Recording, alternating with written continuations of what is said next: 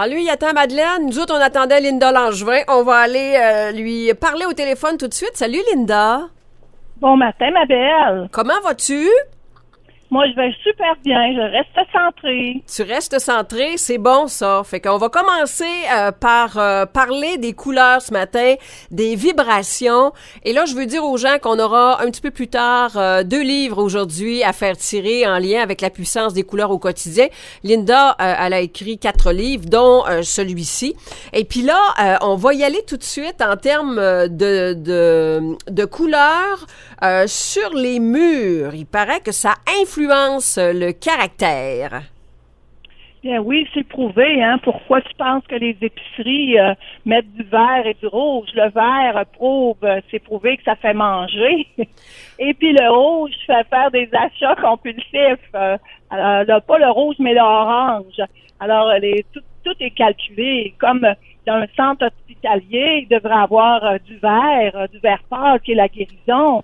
Dans des milieux de radio comme vous autres, la communication, c'est vraiment le bleu qui serait à l'honneur. Alors, les couleurs que vous choisissez sur vos murs ont une grande importance, Annick. Ben, Linda, tu sais, cette semaine, on s'est parlé au téléphone. Tu me dis de me mettre à quelque part du bleu pâle. Et j'ai souri quand j'ai raccroché le téléphone parce que chez nous, c'est bleu pâle ciel et bleu marin, mais beaucoup, beaucoup de bleu pâle. Et il y en a beaucoup, beaucoup dans mes affaires. Le bleu pâle, il aide vraiment à apaiser, Annick. Il nous aide à communiquer, mais il nous aide à apaiser, à être en paix, à être bien, à être zen. Le rose fait la même job. Le même job pour le rose. Le rose? Sur les murs. OK. Le rose, oui. Ah, c'est bon. C'est tellement drôle que tu me dis ça parce que sur mon mur, j'ai quelque chose de rose fuchsia dans ma chambre. Une petite partie seulement, mais je vous parle de ma déco chez nous. Ça n'a pas de bon sens. Linda, mais écoute, c'est parce que je trouve ça intéressant. Je le sais qu'en décoration, les couleurs... puis écoute, on a juste à regarder une revue de décoration, Linda. Qu'est-ce qu'on regarde? On regarde les couleurs, on regarde comment on se sent par rapport à l'image. Et les couleurs, c'est terriblement important. Y a-tu des couleurs en particulier qui ferait du bien au monde actuellement en lien avec la pandémie? Bien, il y a une couleur qui est le jaune qui aiderait beaucoup pour la joie de vivre, l'enthousiasme. Mais vois-tu, les gens qui sont plus anxieux ont de misère à tolérer le jaune. Le jaune, c'est tellement vivant, c'est tellement joie de vivre qu'une personne qui a tendance à être dépressive ou plus négative va avoir de misère à le tolérer. Pourtant, ça serait quelque chose qui lui aiderait beaucoup. Mais ils peuvent y aller aussi avec un beau petit bleu pâle qui va apaiser les anxiétés du moment. Aussi, je veux juste dire quelque chose. Le jaune sur un mur, si quelqu'un est porté à boire trop, un alcoolisme ou des choses comme ça, c'est prouvé que le jaune fait boire. Ah oui? Alors, c'est bon de le savoir. Un mur d'études, mettons que c'est une salle pour étudier. Alors, le orange brûlé, ma belle Annick, et puis le beige, qui est pas le beige, mais la couleur terre, aide énormément la concentration, la mémoire et aide les études. OK, ben on voit souvent ça. Chez les notaires, on voit pas d'orange, mais on voit les couleurs terre souvent. Les notaires, les avocats, souvent leurs bureaux sont peints comme ça, leurs murs. Oui, c'est ça. Puis le rouge, pas avoir ça dans une chambre à coucher. Le rouge est trop agressif, surtout pas au plafond. Le rouge amène l'action, ça l'apaise pas. Alors, le rouge va servir pour d'autres choses, mais pas sur des murs. C'est beaucoup trop agressant et c'est trop mouvement. C'est pas quelque chose qui nous relaxe, là. C'est vraiment intéressant. Et tout ça, c'est raconté dans ton livre, La puissance des couleurs au quotidien. Je sais pas, pour les vêtements, par exemple, pour les vêtements que l'on porte. Oui, imagine que il y en a des gens qui choisissent leurs vêtements la veille. C'est pas nécessairement bon parce que le matin même, selon comment tu te sens, tu vas être appelé vers une couleur. Exemple, si tu es vraiment fatigué, tu vas devoir plus porter des choses fluo ou orangées ou rouges qui vont te donner de l'énergie. Tu comprends? Oui, je le comprends. Mais il y a souvent des gens qui vont choisir justement la veille leurs vêtements pour être plus pratico-pratiques, mais j'entends des gens des fois nous raconter, puis des fois c'est des gens un petit peu plus extravertis qui vont dire « Moi, je choisis en me levant le matin mon humeur du moment, fait qu'il y a des journées que je suis habillée de telle couleur, il y a des journées que je choisis tel type d'habillement, ça va avec ce que je suis dans la journée. » Ça, c'est l'instinct, ça. Ah, ça, c'est bon. Ça, c'est bon parce que ça nous dit quelle couleur on a besoin aujourd'hui. Par contre, on voit des tendances. Mettons qu'on parle pas de la mode, là. Bon, il y a une madame ou un monsieur qui est tout le temps habillé en carolé ou bien en, tu sais, des chandails lignés, là. Oui. C'est ce que je veux dire, là, des carreaux. Oui. Alors, c'est des gens plus rationnels, plus cartésiens, plus organisés, eux autres. Ils ont un petit peu plus de misère avec le changement. Mais ça respecte leur personnalité. Des petits pois. Tu sais, des vêtements avec plein de petits pois. La personne aime vraiment ça. C'est quelqu'un qui a le souci des détails. Ah, moi, je suis très à pois, puis très gilet de matelot, là, avec des lignes, là. Fait que je suis les deux un peu, là. C'est un peu des deux, ma chère. Bon. Et puis les gens qui s'habillent tout le temps ou souvent en fleuris, c'est des gens vraiment vivants, des joyeux, vivants, qu'on remarque plus, bien sûr, mais parce que c'est des gens qui sortent du lot par leur joie de vivre et puis leur mouvement. Et il y a des couleurs à éviter si vous les mettez tout le temps. Est-ce que je peux me permettre? Absolument, absolument. Mettons que vous seriez une personne qui a de la difficulté à se décider dans la vie. Bon. Alors, il y a des couleurs qui ne vous aideraient pas.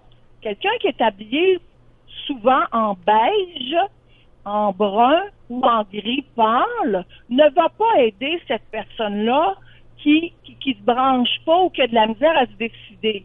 Parce que ça fait comme si c'était drabe. Tu te souviens de l'expression quand on était jeune? Oui, ça c'est drabe.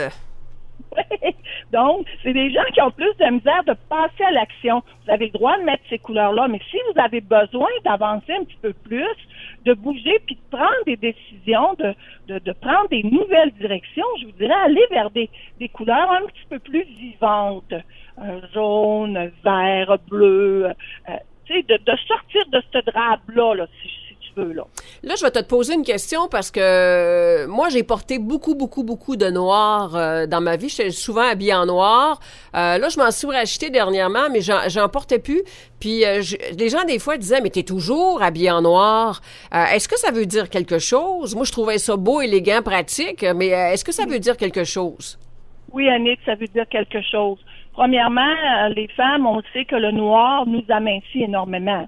Ben oui, c'est pratique de ce côté-là. Ce que ça fait, oui. Mm-hmm. Mais le noir ou le bleu marin nous protège, même nos limites. Quand on est une personnalité publique ou quand moi je fais des conférences, souvent je vais mettre ces couleurs-là, c'est comme pour me protéger, pour pas que donner toute notre énergie à tout le monde. Alors le noir ou le bleu marin vont faire une protection. Alors que si tu vas chez un adolescent qui va être souvent habillé en noir ou qui va mettre même dans sa chambre des couleurs très foncées comme ça, eux autres, c'est plus comme pour délimiter leur territoire. Le côté se protéger, mais ils sont comme en réaction, si tu veux. OK. Est-ce que, là, on a parlé des couleurs sur les murs, on parle des vêtements que l'on porte, on parle des vêtements en lien avec des situations, des comportements, tout ça. Est-ce qu'on peut envoyer des couleurs aux organes malades, par exemple? Eh, mon Dieu, c'est tellement efficace, là. Puis, dans mon livre, j'ai mis la couleur, le ton, parce que j'ai eu ça de l'école de réflexologie de Mme Turgeon. La vraie couleur. Je te donne des exemples. Quelqu'un qui a des problèmes de glande thyroïde ou intestinale devrait visualiser dans son intestin ou dans sa glande thyroïde la couleur turquoise, Annick. La couleur turquoise que l'on porte en vêtements ou que l'on visualise dans notre corps ou sur nous va travailler beaucoup là-dessus. L'estomac, le pourpre, C'est comme un mauve, un petit mauve. Ouais, là, je suis là-dedans. Ça va aider vraiment. Je suis là-dedans, là. Dans le livre de Linda, La puissance des couleurs au quotidien, il y a les bonnes couleurs. Fait que c'est ça que je fais, parce que les turquoises, des fois, on s'entend pas tous sur le turquoise, parce que il y a tellement en déco de dérivés, là. Mais c'est ça, là, je suis en train de regarder ça. C'est intéressant. Les gens qui sont diabétiques auraient besoin de quoi? Pour les diabétiques, tout ce qui a rapport au pancréas, et je dirais les surrénales aussi, ça ferait ça. Ça serait le orangé. Orangé, OK. Oui. Ensuite de ça... Faut que je te donne un petit exemple de ce qui est arrivé. Avant de faire mon livre en 2017, j'avais seulement les diapositives là, sur papier. Alors, je donnais un cours sur les couleurs, puis une agricultrice qui me dit, Linda, j'ai des gros problèmes de foie. Est-ce que je peux partir avec ta diapositive de la couleur indigo pour travailler sur mon foie? Alors, j'ai dit oui. Mais j'ai oublié de lui dire que faut pas que tu y ailles intense pendant 2 heures de temps, là. Fait que tu fais quelques respirations dans la journée. Elle, avant d'aller à faire la traite du soir, elle est comme 1 heure à respirer la couleur indigo au niveau de son foie. Et Moses a dit, j'ai pas été capable de faire la traite, là. Elle a dit, j'avais vu dans la graisse de bine, j'étais tout étourdie. Ouais, marche, les couleurs. Ouais, des fois, on est trop intense. On veut tellement guérir, on veut tellement améliorer notre affaire qu'on en fait trop tout d'un coup. Linda, ça fait déjà un petit bout qu'on se parle. Je sais là que t'es dans la région en ce moment. Il y a de la place encore pour une consultation. On va donner le numéro de téléphone dans quelques instants.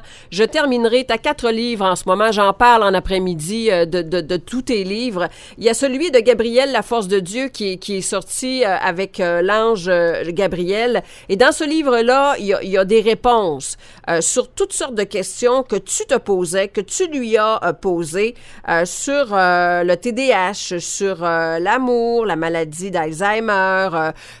Moi, en fin de compte, à un moment donné, je vais te donner un exemple. J'étais fru, là, avec la pandémie. Comme bien des gens, des fois, je suis pas contente du comportement des gens. Puis bon, je m'endurais pas. Fait que dans ton livre, j'ai ouvert la page directement là-dessus, puis l'archange Gabriel disait que, bon, sur la terre, on n'est pas tous des anges, hein. Les anges, c'est pour le ciel, et qu'il fallait que, c'est ça. Fait que j'ai compris le message. Il y a tellement des beaux messages que les gens me disent qu'ils sont tout le temps en train d'aller voir le dernier chapitre avec les messages de Gabriel. Ils ouvrent ça au hasard. Ça nous aide tellement. Puis j'en profite pour dire qu'il parle du respect aussi, le respect des différences. Puis aujourd'hui, les gens ont un peu de misère avec ça. Tu veux te faire vacciner, tu te fais juger. Tu veux pas te faire vacciner, tu te fais juger. Wow! Il est où le respect? Fait que Gabriel nous parle aussi de ça, de l'amour inconditionnel, du respect, de respecter le choix de chacun. C'est ça la liberté personnelle de l'humain. Il nous parle de l'aide à mourir, il nous parle de ce que Jésus a fait sur la terre, c'est quoi la différence avec les anges.